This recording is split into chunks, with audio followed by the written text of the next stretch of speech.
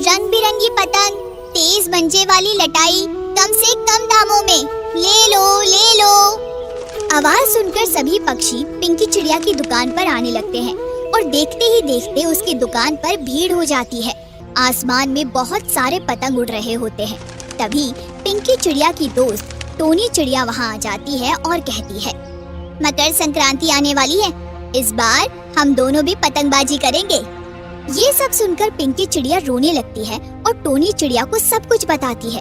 तभी टोनी चिड़िया कहती है, क्यों ना तू पतंग और लटाई बेचना शुरू कर दे। रंग बिरंगी एक से एक पतंग बिक रही है, अच्छी कमाई होगी तेरी, क्या बोलती है? बहन, मेरे पास तो 1 रुपए भी नहीं, मैं इतनी सारी पतंग और लटाई कहाँ से लाऊंगी? मैं एक तोता को जानती हूँ जो तुम्हें थोक में पतंगे और लटाइयाँ उधार दे देगा। जैसे जैसे तुम्हारी बिक्री होगी तुम उसका उधार चुका देना। बहुत शुक्रिया बहन, तुम ना होती तो मेरा क्या होता। टोनी चिड़िया पिंकी चिड़िया को मोनू तोता के पास ले जाती है। कैसे हो टोनी, आज मुझे कैसे याद किया? टोनी चिड़िया मोनू तोता को सब कुछ बता देती है और मोनू तोता पिंकी चिड़िया को उधार देने को तैयार हो जाता है। पिंकी, टाइम पर पैसे देते रहना। आप चिंता मत कीजिए, मैं आपके 1-1 रुपए चुका दूंगी। पिंकी चिड़िया ठेले पर अपनी दुकान लगाती है। रंग बिरंगी पतंग, तेज मंजे वाली लटाई, कम से कम दामों में, ले लो ले लो। आवाज सुनकर सभी पक्षी पिंकी चिड़िया की दुकान पर आने लगते हैं और देखते ही देखते उसकी दुकान पर भीड़ हो जाती है। अच्छा हुआ पिंकी चिड़िया तुमने दुकान लगा ली, नहीं तो मुझे कितनी दूर जाना पड़ता था पतंग लेने। हाँ पिंकी चिड़िया, तुम्हारी पतंगों के दाम भी बाकी जगह से कम है। तभी मुन्ना बाज वहाँ से उड़ता हुआ जा रहा होता है और पिंकी चिड़िया की दुकान पर भीड़ देखकर उसके दिमाग का शैतान जाग जाता है। अच्छा, तो आज मेरी पतंगे इस पिंकी चिड़िया के कारण नहीं बिकी, कल मैं इसकी जगह पे दुकान लगा लूंगा, तब वापस मेरे ग्राहक मेरे पास आने लगेंगे। एक ही दिन में पिंकी की अच्छी खासी कमाई हो जाती है और वो मोनू तोता को कुछ पैसे चुकाकर पिज्जा और बर्गर लेकर अपने घर चली जाती है। पिज्जा बर्गर खाकर पिंकी चिड़िया के बच्चे खुश हो जाते हैं। कितने दिनों के बाद कुछ अच्छा खाने को मिला है, आज पेट भर के मैंने खाना खाया है मम्मी। बेटा, अब हमेशा ही अच्छा खाने को मिलेगा, अब तुम्हारी मम्मी बिजनेस वुमेन जो बन गई है। अगले दिन पिंकी चिड़िया सुबह जल्दी उठकर घर के सारे काम करके ठेला लेकर दुकान लगाने चली जाती है। अपनी जगह पर पहुंचकर वो देखती है कि मुन्ना बाज वहाँ पहले से ही अपनी दुकान लगाए हुए हैं और जमकर पतंगे बेच रहा है। पिंकी ये देखकर कहती है, ये तो मेरी जगह है, अब मैं कहाँ लगाऊंगी अपनी दुकान? यहाँ तुम्हारा नाम लिखा हुआ है क्या? चलो कहीं और जाकर अपनी दुकान लगाओ, मेरी दुकानदारी का टाइम है। पिंकी चिड़िया दुखी हो जाती है और अपना ठेला लेकर घूम घूम कर पतंगे बेचने लगती है। टोनी चिड़िया भी पिंकी चिड़िया के साथ उसकी मदद में लग जाती है। पिंकी चिड़िया की रंग बिरंगी पतंगे, ले लो भाइयों और बहनों पतंगे ले लो।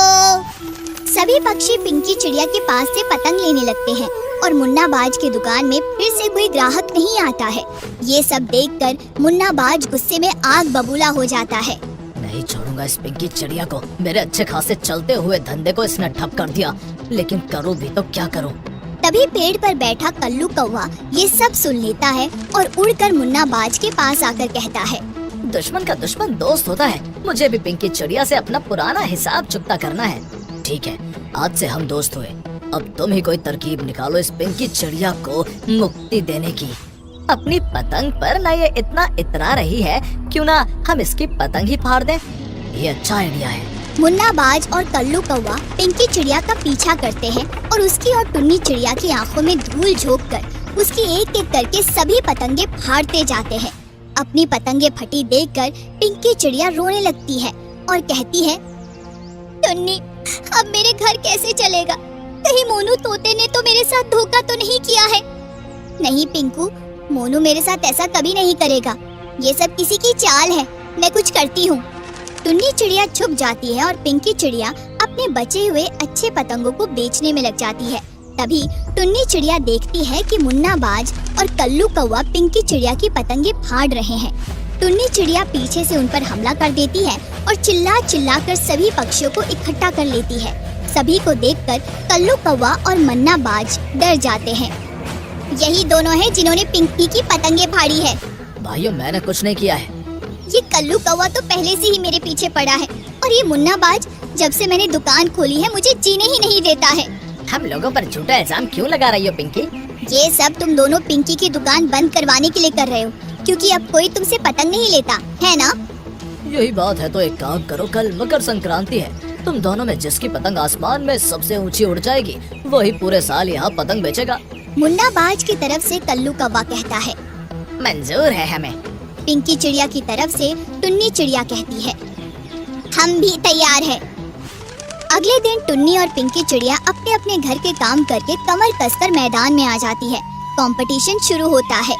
तुम कर सकती हो पिंकी। पिंकी पिंकी जीतेगा तो मेरा दोस्त ही। जोर लगा मुन्ना, जीत के ही आना। कंपटीशन गरमाने लगता है और पिंकी की पतंग कईयों की पतंग को काटते हुए आसमान में सबसे ऊंची पहुंच जाती है। इधर मुन्ना बाज की पतंग कोई काट देता है और इसी के साथ पिंकी चिड़िया जीत जाती है। वाह पिंकी चिड़िया, तुमने जीत कर ये साबित कर ही दिया कि घर चलाने वाली औरत भी एक सफल बिजनेस वुमेन बन सकती है। मुन्ना बाज और कल्लू कौवा का मुंह लटक जाता है। अब पूरा इलाका तुम्हारा है पिंकी, और हम सब तुमसे ही पतंग लेंगे। इस मकर संक्रांति ने मेरी जिंदगी ही बना दी।